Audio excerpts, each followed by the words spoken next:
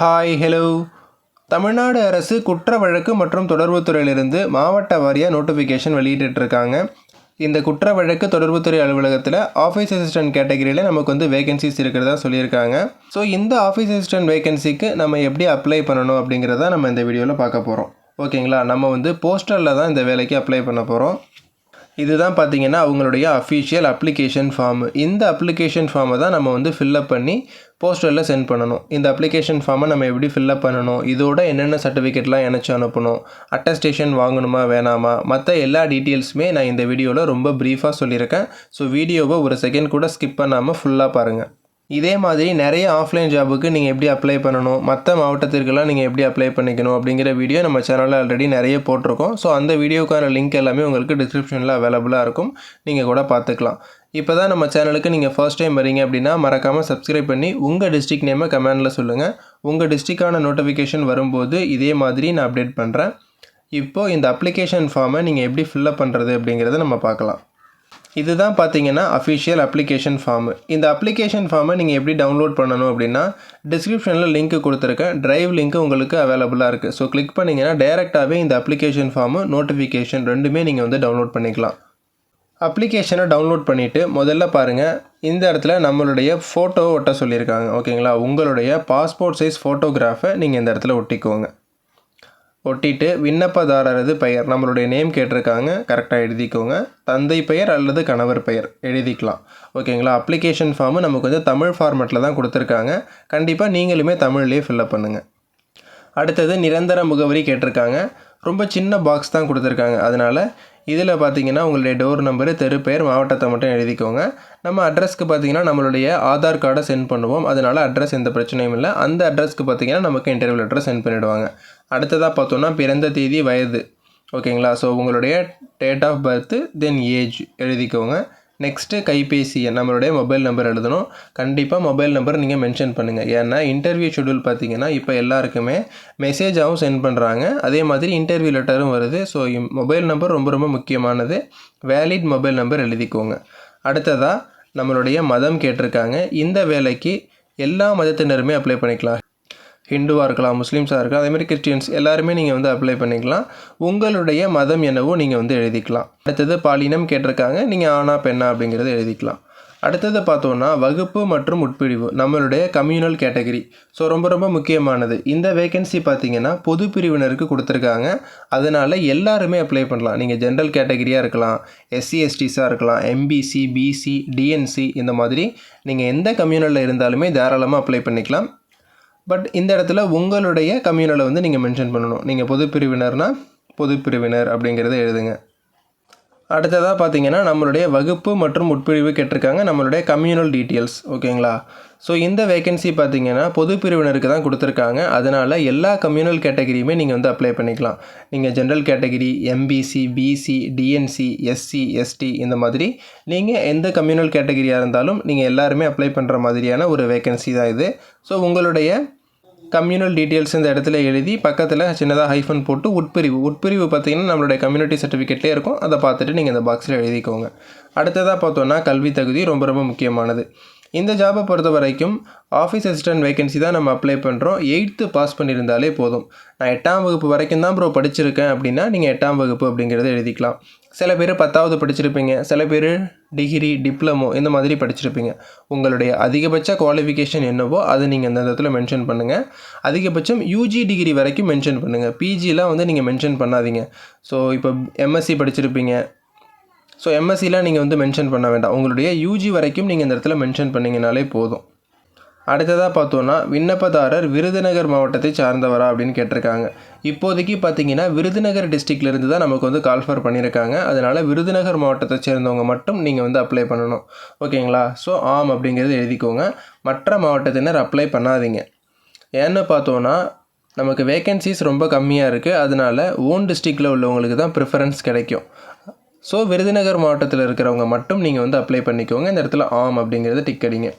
அடுத்தது வேலை வாய்ப்பு பதிவு விவரம், நம்மளுடைய எம்ப்ளாய்மெண்ட் டீட்டெயில் கேட்டிருக்காங்க. இது வந்து இஃப் அவைலபிள் அப்படிங்கிறது அவங்களே கொடுத்துட்டாங்க. இது வந்து நம்மக்கிட்ட இருந்தால் தான் நம்ம சென்ட் பண்ண போகிறோம். உங்களுடைய ரிஜிஸ்ட்ரேஷன் நம்பரு, பதிவு நாள், புதுப்பிக்கப்பட வேண்டிய நாள். உங்கள்கிட்ட ரினிவலில் இருந்தாலும் நீங்கள் எழுதலாம், இல்லைனாலும் நீங்கள் தாராளமாக எழுதலாம். அதனால் எந்த பிரச்சனையும் கிடையாது. ஸோ அந்த இடத்துல எழுதுங்க. இல்லைன்னா இந்த இடத்துல சின்னதாக ஹைஃபன் போட்டுக்கோங்க. அடுத்தது இருப்பிடச் சான்று. நம்மளுடைய இருப்பிடச் சான்று கேட்டிருக்காங்க. இருப்பிடச் சான்றிதழுக்கு ஆதார் அட்டை, ஓட்டர் ஐடி, ரேஷன் கார்டு இந்த மாதிரி 3 கேட்டிருக்காங்க. இதில் வந்து நீங்கள் வந்து ஆதாரும் குடும்ப அட்டையும் மென்ஷன் பண்ணுங்கள். ஓகேங்களா? ஆதார்னு போட்டுட்டு ஸோ உங்களுடைய ஆதார் நம்பர் எழுதிக்கோங்க. குடும்ப அட்டைன்னு போட்டுட்டு ரேஷன் கார்டு நம்பர் எழுதிக்கோங்க. தற்போது பணிபுரியும் விவரம். உங்களுக்கு விருப்பம் இருந்தால் நீங்கள் இந்த இடத்துல எழுதலாம், அப்படி இல்லைனா இல்லைன்னே எழுதிடுங்க. ஏன்னா இந்த வேலைக்கு எக்ஸ்பீரியன்ஸ்லாம் எதுவுமே அவங்க கேட்கல. அதனால் அதெல்லாம் நம்ம மென்ஷன் பண்ணி காமிக்கணும் அப்படிங்கிறது அவசியமே இல்லை. ஸோ சிம்பிளாக நீங்கள் இல்லை அப்படிங்கிறத எழுதிக்கோங்க. நெக்ஸ்ட்டு பாருங்கள், முன்னுரிமை பிரிவு விவரம். ரொம்ப ரொம்ப முக்கியமானது. ஸோ இந்த காலம் நீங்கள் சூஸ் பண்ணுறதுக்கு முன்னாடி நம்ம அப்ளிகேஷனோட அடுத்த பேஜ் வந்து நம்ம பார்க்கணும். முன்னுரிமையில் இவங்க என்னென்ன கொடுத்துருக்காங்க அப்படிங்கிறத நம்ம பார்க்கணும். ஃபஸ்ட்டு பார்த்தீங்கன்னா கொரோனாவில் பேரண்ட்டை இழந்திருந்தால் உங்களுக்கு ப்ரிஃபரன்ஸ் உண்டு அப்படிங்கிறத சொல்லியிருக்காங்க. அடுத்தது பிஎஸ்டிஎம் சர்டிஃபிகேட். தமிழ் வழியில் நீங்கள் படிச்சிருந்தீங்க அப்படின்னா உங்களுக்கு ப்ரிஃபரன்ஸ் உண்டு. அடுத்தது பார்த்திங்கன்னா போரில் உடல் தகுதி இறந்தவங்க, கலப்பு திருமணம் புரிஞ்சவங்க, ஆதரவற்ற விதவைகள், அடுத்தது சுதந்திர போராட்ட தியாகிகள், மாற்றுத்திறனாளிகள், இந்த மாதிரி இவங்க நிறைய ப்ரிஃபரன்ஸில் கொடுத்துருக்காங்க. ஓகேங்களா? ஸோ இதில் ஏதாவது ஒரு கேட்டகரியில் நீங்கள் வர்றீங்க அப்படின்னா இந்த இடத்துல ஆம் அப்படிங்கிறத வந்து நீங்கள் டிக் அடிக்கணும். ஃபஸ்ட்டு இந்த பிஎஸ்டிஎம் சர்டிஃபிகேட் நிறைய பேர்கிட்ட இருக்கிறதுக்கு சான்ஸ் இருக்குது. ஸோ அதனால் நான் இந்த இடத்துல ஆம் அப்படின்னு அடிச்சிருக்கேன். நான் பர்சனலாக பிஎஸ்டிஎம் எனக்கு உண்டு. அதனால் இந்த இடத்துல ஆம் அப்படிங்கிறத டிக் அடித்து பிஎஸ்டிஎம்மில் டிக் அடிச்சிருக்கேன். சில பேர் பார்த்தீங்கன்னா ஆதரவற்ற விதவைகள் நீங்கள் அப்ளை பண்ணலாம். ஸோ இந்த இடத்துலையும் நீங்கள் வந்து டிக் பண்ணலாம். கலப்பு திருமணம் புரிஞ்சிருந்தீங்கன்னா நீங்களுமே இந்த இடத்துல டிக் பண்ணிக்கலாம். அடுத்தது நிறைய பேர் மாற்றுத்திறனாளிகள் இருப்போம். ஓகேங்களா? ஸோ மாற்றுத்திறனாளிகளாக இருந்தாலும் நீங்கள் இந்த இடத்துல டிக் பண்ணிக்கலாம். மற்ற எல்லாமே மேக்ஸிமம் பீப்புள்ஸ் இருக்கிறதுக்கு சான்ஸ் இல்லை. ஸோ அதனால் எல்லாத்துலேயுமே நீங்கள் வந்து ஹைஃபன் போட்டுக்கோங்க. இல்லை இந்த பாக்ஸில் கொடுக்குறதுல ஏதோ ஒரு ப்ரிஃபரன்ஸில் நான் இருக்கிறேன் ப்ரோ அப்படின்னா கண்டிப்பாக நீங்கள் அதை கூட டிக் பண்ணிக்கலாம். பட் இதில் நீங்கள் என்னென்ன டிக் பண்ணுறீங்களோ அந்த சர்டிஃபிகேட்டு வந்து நம்ம கன்ஃபார்மாக சென்ட் பண்ணணும். அந்த சர்டிஃபிகேட் இருந்தால் மட்டும்தான் நம்ம வந்து இதை டிக் பண்ணணும். இல்லைன்னா நீங்கள் டிக் பண்ணாதீங்க, இல்லை அப்படிங்கிறத கொடுத்துருங்க. ஸோ அப்ளிகேஷனோட செகண்ட் பேஜ் இது தான். நான் ஆல்ரெடி உங்களுக்கு சொல்லியிருக்கேன். இதே மாதிரி பார்த்துக்கோங்க. அடுத்தது இது பார்த்தீங்கன்னா அப்ளிகேஷனோட கண்டினியூட்டி தேர்ட் பேஜ். ஓகேங்களா? ஸோ இதில் வந்து இதுலேயும் ஒரு ப்ரிஃபரன்ஸ் கொடுத்துருக்காங்க. இது மேக்ஸிமம் யாரும் சேவைப்படவில்லை இருந்தீங்க அப்படின்னா நீங்கள் கொடுக்கலாம், அப்படி இல்லைனா இல்லைன்னு கொடுத்துக்கோங்க. நெக்ஸ்ட்டு டெக்ளரேஷன் கொடுத்துருக்காங்க. உங்களுடைய கையெழுத்து, என்றைக்கு அப்ளிகேஷன் ஃபில்அப் பண்ணுறீங்களோ அந்த டேட்டு. ஓகேங்களா? ஸோ இதை நீங்கள் வந்து போட்டுக்கலாம். அடுத்தது கீழே வந்து குறிப்பு அப்படிங்கிறத கொடுத்துருக்காங்க. நம்ம என்னென்ன கைட்லைன்ஸ் ஃபாலோ பண்ணணும், என்றைக்கு வரைக்கும் நம்ம அப்ளை பண்ணலாம் அப்படின்னா 15ஆம் தேதி வரைக்கும் நம்ம அப்ளை பண்ணலாம் அப்படிங்கிற சொல்லியிருக்காங்க. ஸோ எல்லாமே நான் வீடியோ பின்னாடி சொல்லியிருக்கேன். அவ்வளோதான். இதுதான் பார்த்தீங்கன்னா அப்ளிகேஷன் ஃபில்அப் பண்ணுற மெத்தடு. ஃபஸ்ட்டு பேஜ் இது. ஸோ தென் பார்த்தீங்கன்னா செகண்ட் பேஜ், அடுத்தது தேர்ட் பேஜ். 3 பேஜில் வந்து நமக்கு அப்ளிகேஷன் மட்டுமே கொடுத்துருக்காங்க. இதே ஃபார்மேட்டில் நீங்கள் வந்து இந்த அப்ளிகேஷன் ஃபார்மை ஃபில்அப் பண்ணிக்கோங்க. அப்ளிகேஷன் ஃபார்மை ஃபில்அப் பண்ணிவிட்டு நம்ம எப்போவுமே பண்ணுற மாதிரி இதே மாதிரி ஒரு A4 கவர் வாங்கிக்கோங்க. இந்த கவர் பார்த்திங்கன்னா நம்மளுடைய அப்ளிகேஷன் டேமேஜ் ஆகாமல் இருக்கிறதுக்காக நம்ம இந்த கவர் யூஸ் பண்ணுறோம். ஓகேங்களா? ஸோ இது பார்த்திங்கன்னா ஒரு 12 ரூபாய் கிட்ட வருது. நீங்கள் ஈஸியாக வாங்கிக்கலாம். Super market, nearby stationery shops எல்லாத்துலேயுமே இது வந்து கிடைக்கிது. ஸோ நீங்கள் வந்து வாங்கிக்கலாம். டூ அட்ரஸில் நான் எழுதியிருக்கேன் பாருங்கள், இந்த அட்ரஸ் எழுதுங்க. இந்த அட்ரஸ் எங்கே ப்ரோ இருக்குது அப்படின்னா நோட்டிஃபிகேஷனில் ஃபர்ஸ்ட் பேஜ்லேயே கொடுத்துருக்காங்க அலுவலக முகவரி. இந்த அட்ரஸ்க்கு தான் நம்ம வந்து சென்ட் பண்ண போகிறோம். ஓகேவா? இந்த அட்ரஸ் காப்பி பண்ணி தான் நான் வந்து இங்கே எழுதியிருக்கேன். அதே மாதிரி நீங்கள் எழுதிக்கோங்க. அட்ரஸ் எழுதிட்டு அட்ரஸ்க்கு மேலே விண்ணப்பிக்கும் பதவியின் பெயர் அலுவலக உதவியாளர் அப்படிங்கிற இதையும் மென்ஷன் பண்ணிக்கோங்க. சைடில் ஃப்ரம்னு போட்டு இந்த இடத்துல நம்மளுடைய அட்ரஸ் எழுதணும்.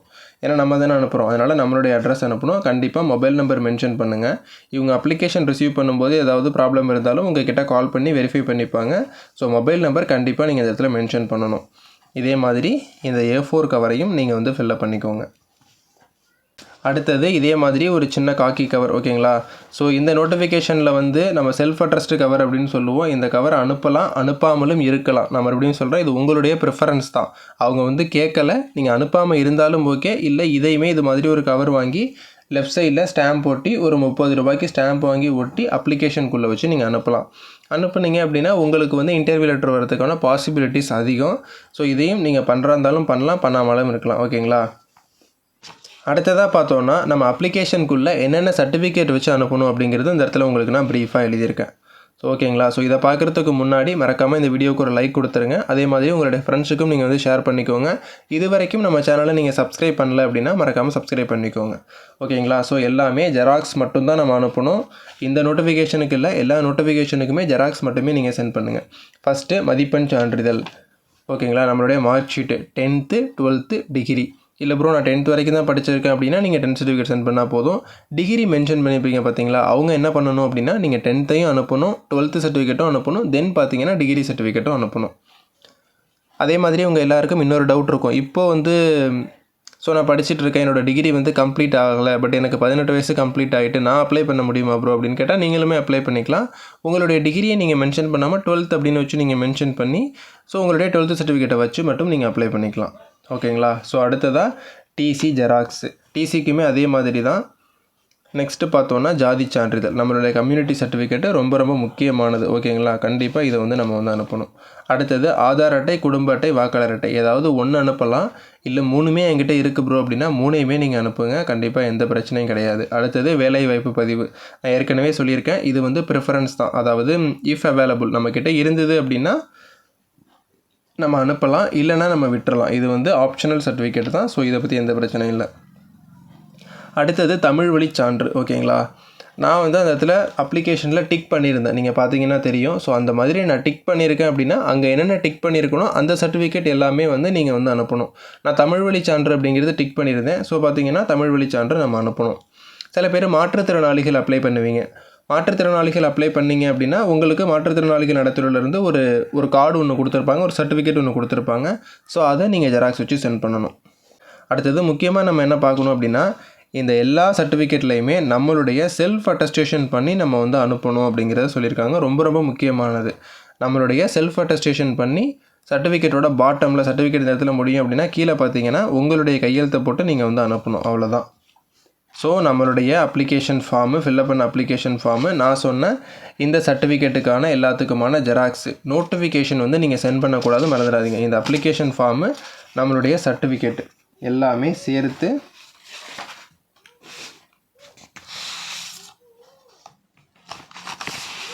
இந்த A4 கவருக்குள்ளே இதே மாதிரி வச்சு நம்ம வந்து சென்ட் பண்ணணும், அவ்வளோதான். அப்ளிகேஷனை ரிஜிஸ்டர் போஸ்ட்டில் வந்து நம்மளை வந்து சென்ட் பண்ண சொல்லியிருக்காங்க 15/10/2024. ஓகேங்களா. இந்த டேட்டுக்குள்ளே அவங்க ரிசீவ் பண்ணுற மாதிரி ரிஜிஸ்டர் போஸ்ட். ஓகேங்களா. ரிஜிஸ்டர் போஸ்ட்டில் வந்து நம்ம வந்து சென்ட் பண்ணணும். நீங்கள் வந்து கண்டிப்பாக கூரியர் பண்ணக்கூடாது, ரிஜிஸ்டர் போஸ்ட்டில் சென்ட் பண்ணுங்கள். இதுதான் பார்த்தீங்கன்னா நோட்டிஃபிகேஷன். இந்த நோட்டிஃபிகேஷனை வந்து நீங்கள் அப்ளிகேஷனுக்குள்ளே வச்சு சென்ட் பண்ணக்கூடாது, மறந்துடாதீங்க. குற்ற வழக்கு மற்றும் தொடர்புத்துறை விருதுநகர் மாவட்டத்திலிருந்து இந்த ரெக்ரூட்மெண்ட் கொடுத்துருக்காங்க. விருதுநகர் மாவட்டத்தில் பார்த்தீங்கன்னா இந்த குற்ற வழக்கு தொடர்புத்துறை உதவி இயக்குனர் அலுவலகத்தில் தான் நம்ம வந்து ஒர்க் பண்ணுற மாதிரி இருக்கும் அப்படிங்கிறத சொல்லியிருக்காங்க. என்ன கேட்டகரி அப்படின்னா நம்ம எல்லாருக்குமே தெரியும், அலுவலக உதவியாளர். இப்போ கூட நம்ம ஈரோடு மாவட்டத்துக்கு வீடியோ போட்டிருந்தோம், திருப்பூர் மாவட்டத்துக்கு வீடியோ போட்டிருந்தோம். ஈரோடு மாவட்டத்துக்கு இன்னுமே டேட் இருக்குது. கண்டிப்பாக அந்த வீடியோக்கான லிங்க் டிஸ்கிரிப்ஷனில் கொடுக்குறேன், நீங்கள் இதை பார்த்துட்டு கூட அப்ளை பண்ணிக்கலாம். வேகன்சி எத்தனை ப்ரோ அப்படின்னு பார்த்தோன்னா ஒரே ஒரு வேகன்சி தான் கொடுத்துருக்காங்க, ஜென்ரல் டர்னுக்கு கொடுத்துருக்காங்க. அதாவது பொது பிரிவினருக்கு வந்து கொடுத்துருக்காங்க. அதனால் எல்லாருமே நீங்கள் வந்து அப்ளை பண்ணிக்கலாம். ஓகேங்களா. பொது பிரிவினராக இருக்கலாம், SC ST MBC BC DNC இந்த மாதிரி எல்லாருமே நீங்கள் வந்து அப்ளை பண்ணிக்கலாம். ஊதிய விகிதம், நமக்கான சேலரி எவ்வளோ ப்ரோ அப்படின்னா 15,700லேருந்து 50,000 வரைக்கும் நமக்கான சேலரி சொல்லியிருக்காங்க. இந்த 15,700 அப்படிங்கிறது பேசிக் பேவாக தான் இருக்கும். இதிலேருந்து நம்மளுடைய அலவன்சஸ் எல்லாமே நம்ம ஆட் பண்ணணும். DA HRA எல்லாமே நம்ம ஆட் பண்ணோம் அப்படின்னா கிட்டத்தட்ட பார்த்திங்கன்னா ஒரு 19,000 வரைக்கும் நமக்கான முதல் மாத சம்பளம் கிடைக்கும். ஓகேங்களா. கல்வி தகுதி நான் ஆல்ரெடி உங்களுக்கு சொல்லிட்டேன், 8th பாஸ் பண்ணியிருந்தால் போதும், நீங்கள் வந்து அப்ளை பண்ணிக்கலாம். இதை தாண்டி எந்த எக்ஸ்ட்ரா குவாலிஃபிகேஷனுமே கிடையாது. உங்களுக்கு வந்து எக்ஸ்பீரியன்ஸ் தேவையில்லை. அதே மாதிரி நீங்கள் அதர் ப்ரிஃபரன்ஸ் உங்களுக்கு எதாவது வேணுமா அப்படின்னா எதுவுமே தேவையில்லை. உங்களுக்கு ஜஸ்ட்டு சைக்கிள் ஓட்ட தெரிஞ்சிருந்தாலே போதும், நீங்கள் வந்து அப்ளை பண்ணிக்கலாம். ஏஜ் லிமிட் என்ன அப்படின்னா எல்லா கேட்டகரியுமே நம்ம அப்ளை பண்ணுறதுனால ஃபஸ்ட்டு பாருங்கள், பொது பிரிவினர் 18 வயதுலேருந்து 32 வயதுக்குள்ளே இருக்கிறவங்க அப்ளை பண்ணிக்கலாம். ஓகேங்களா. இதுதான் பொது பிரிவினருக்கான age limit. BC MBC DNC பார்த்தோன்னா 18 வயதுலேருந்து 34 வயதுக்குள்ளே இருக்கிறவங்க அப்ளை பண்ணலாம். SC ST அண்ட் SCA 18 வயதுலேருந்து 37 வயதுக்குள்ளே இருக்கிறவங்க அப்ளை பண்ணிக்கலாம் அப்படிங்கிறத சொல்லியிருக்காங்க. இது வந்து பர்மனன்ட் கவர்மெண்ட் ஜாபா ப்ரோ அப்படின்னு கேட்டால் கண்டிப்பாக பர்மனன்ட் கவர்மெண்ட் ஜாப் தான், ரெகுலர் ஜாபில் தான் கொடுத்துருக்காங்க. ஓகேங்களா. டெம்பரவரி பார்ட் டைம் இதிலலாம் எதுவுமே அவங்க கிடையாது. கண்டிப்பாக பர்மனன்ட் கவர்மெண்ட் ஜாப் தான். ஓகேங்களா. ஆல்ரெடி உங்களுக்கு சொல்லிட்டேன், எக்ஸ்பீரியன்ஸ் எதுவுமே தேவையில்லை அப்படிங்கிறத இவங்க வந்து மென்ஷனும் பண்ணியிருக்காங்க. அடுத்தது செலெக்ஷன் ப்ராசஸ் பற்றி நம்ம ப்ரீஃபாக பார்க்கலாம். இப்போ என்ன அப்படின்னா நமக்கு வேகன்சி ஒன்று தான் கொடுத்துருக்காங்க. நம்ம டேரெக்டாக இன்டர்வியூ பேஸ் பண்ணி தான் நம்மளை வந்து அப்பாயின்மெண்ட் பண்ண போகிறாங்க. அதில் எந்த மாற்றமுமே கிடையாது. இன்டர்வியூ லெட்டர் யாருக்கு ப்ரோ வரும் அப்படின்னு பார்த்தோன்னா ஃபஸ்ட்டு கம்யூனல் கேட்டகரியாக பிடிச்சிருவாங்க. நம்ம வந்து general category, SC ST MBC BC ஒவ்வொரு கம்யூனல் கேட்டகரிக்குமே 3 பேர் வீதம் அவங்க வந்து செலெக்ஷன் பண்ணுவாங்க. ஓகேங்களா. அதில் கம்யூனல் கேட்டகரியாக ஜென்ரல் கேட்டகரியில் பார்த்தீங்கன்னா 3 பேருக்கு இன்டர்வியூ லெட்டர் வரும். அதே மாதிரி எஸ்சி கேட்டகரியில் 3 பேருக்கு, எஸ்டி 3 பேருக்கு, தென் பார்த்தோம்னா எம்பிசி 3, பிசி 3. ஓகேங்களா? ஸோ இது வந்து பொது பிரிவினரில் இந்த 15 பேருக்கு இன்டர்வியூ லெட்டர். அதே மாதிரி பிஎஸ்டிஎம் நீங்கள் சென்ட் பண்ணியிருப்பீங்க. ஓகேங்களா? தமிழ் வழியில் படிச்சிருப்பீங்க. அதில் 3 பேர், மாற்றுத்திறனாளிகள் டிசபிலிட்டி கேட்டகரியாக இருந்தால் அதில் 3 பேர், ஆதரவற்ற விதவைகள் 3 பேர், அதே மாதிரி கலப்பு திருமணம் புரிஞ்சிருக்கவங்க நிறைய பேர் அப்ளை பண்ணுவாங்க. அதில் 3 பேர். இந்த மாதிரி ஒவ்வொரு கேட்டகரியிலையுமே 3 பேர் அவங்க வந்து சேர்ப்பாங்க. ஸோ டோட்டலாக நம்ம ஆவரேஜ் பண்ணி பார்த்தோம் அப்படின்னா கிட்டத்தட்ட ஒரு 40லிருந்து 50 பேருக்கு இந்த இன்டர்வியூ லெட்டர் வந்து கண்டிப்பாக சென்ட் பண்ணுவாங்க. இதில் ஒரு குவாலிஃபைடு கேண்டிடேட்டை அவங்க வந்து எடுத்துருவாங்க. இந்த ஜாபுக்கு அப்ளை பண்ணுறதுல உங்களுக்கு வேறு ஏதாவது டவுட் இருந்தாலும் கீழே கமெண்ட் செக்ஷனில் சொல்லுங்கள், நான் ரிப்ளை பண்ணுறேன். மறக்காமல் இந்த வீடியோவுக்கு ஒரு லைக் கொடுத்துருங்க. அதே மாதிரி உங்களுடைய ஃப்ரெண்ட்ஸுக்கு ஷேர் பண்ணுங்கள். விருதுநகர் மாவட்டத்தில் உங்கள் ஃப்ரெண்ட்ஸ் யாராவது இருந்தாலும் அவங்கள ஷேர் பண்ணி நீங்கள் அப்ளை பண்ண சொல்லிக்கலாம். எனிவே, தேங்க்ஸ் ஃபார் வாட்சிங்.